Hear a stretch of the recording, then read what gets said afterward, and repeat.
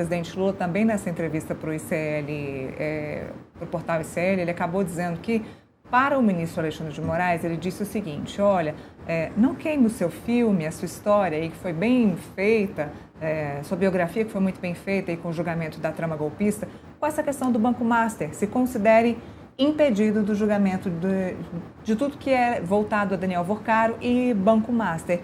E aí a gente vê que até agora o presidente da República e o governo federal estavam se desvencilhando de Banco Master para que isso não pudesse atrapalhar as eleições do governo, do presidente Lula, tentando jogar isso tudo para Tarcísio e para Jair Bolsonaro, porque a gente sabe que Daniel Worcaro e o cunhado dele, Fabiano Zettel, tinham patrocinado a campanha passada de Tarcísio e de Bolsonaro.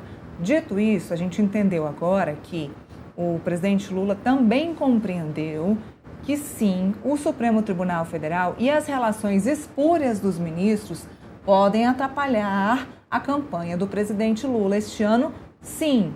E hoje nós temos vários ministros ligados a esse caso do Banco Master. Nós temos primeiro o ministro Dias Toffoli, nós temos o ministro Alexandre de Moraes envolvido agora até o topo e nós temos também o ministro Nunes Marques. Ok. Se todos se declararem impedidos de votar nesse assunto, daqui a pouco não tem ninguém podendo tratar desse assunto ali dentro. E aí o presidente Lula disse que é para o ministro Alexandre de Moraes se declarar impedido de tratar deste assunto. E aí eu te pergunto, até quando o assunto Banco Master pode atrapalhar as eleições do presidente Lula ligado a Alexandre de Moraes? Tem coisas surpreendentes, né, nessa fala do presidente Lula. Primeiro, ele chamar o Alexandre de Moraes de companheiro. Companheiro Moraes. Né? O Alexandre de Moraes é um ministro do Supremo Tribunal Federal. Ele não é companheiro de ninguém.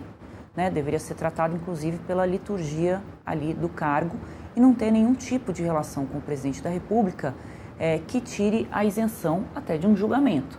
Né? Vamos lembrar, isso não foi perguntado na entrevista, que o filho do presidente Lula, Lulinha, está na mira das investigações ali, inclusive, por um ministro do Supremo que está comandando ali as investigações do careca do INSS. Então, o Alexandre de Moraes, em algum momento, vai ter que também se deparar com esse assunto quando vier ao plenário para julgamento.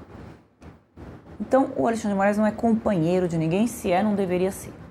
E o Lula trazer esse assunto, como se ele tivesse dado um conselho para o Alexandre de Moraes, você tem toda a razão, foi uma tentativa, né, de se mostrar acima dessa questão do Master, tipo, não tenho nada a ver com isso, tanto é que estou até dando conselho para quem tem a ver com isso, fragilizou demais, ainda mais, né, o ministro Alexandre de Moraes, porque o Lula lhe disse, olha, o ministro, você fez coisa errada, né, então agora assuma com as consequências. Cabe ao presidente da República dizer isso?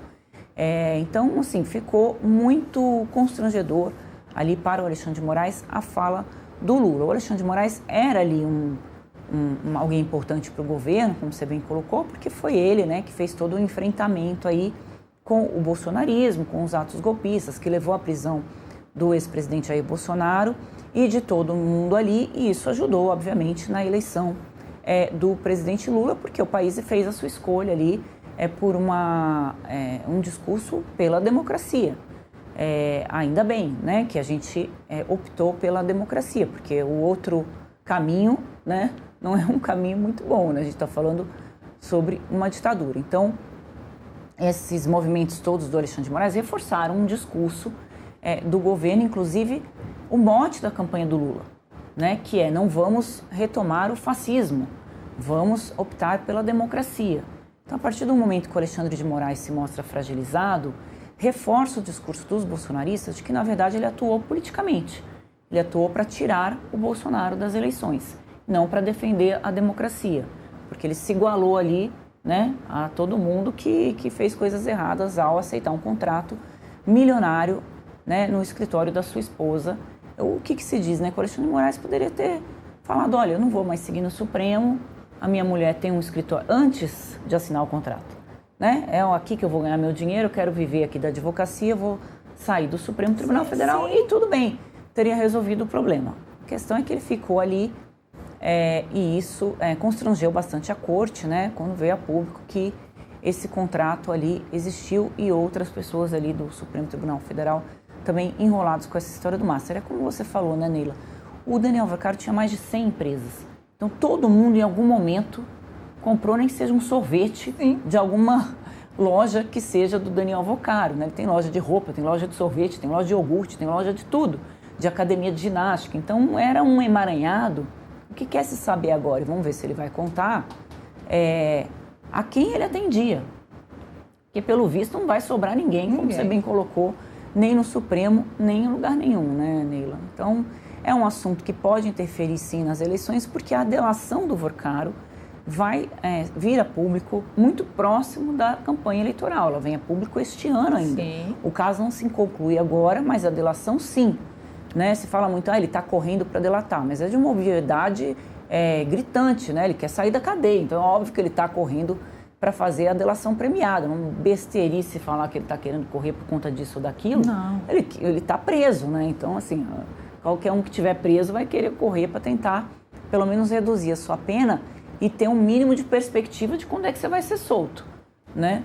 Então, é por isso que ele está correndo, e essa delação vai sair ainda esse ano. Então, a depender do que ele falar, o impacto para a eleição de um ou de outro vai ser muito grande, por isso que se fala, inclusive, que a União Brasil e o PP, que são as duas maiores forças políticas do país quando estão juntas, podem ficar tóxicos, a depender do que o Vocaro vai dizer na delação premiada dele. Se não atingir os dois partidos, o que é muito difícil, aí todo mundo vai buscar o apoio deles para sua candidatura, né? E já há bancas de advogados, Andresa, se preparando aí para defender os seus partidos, já preparando discursos ao longo de toda a campanha eleitoral, de começo, meio e fim de campanha eleitoral, a depender do que vai sair dessa delação premiada do Daniel Vocaro, a depender da época que sair essa delação premiada do Daniel Vocaro, porque se sai até outubro, certamente vai ter advogado que vai ter que defender os seus partidos políticos.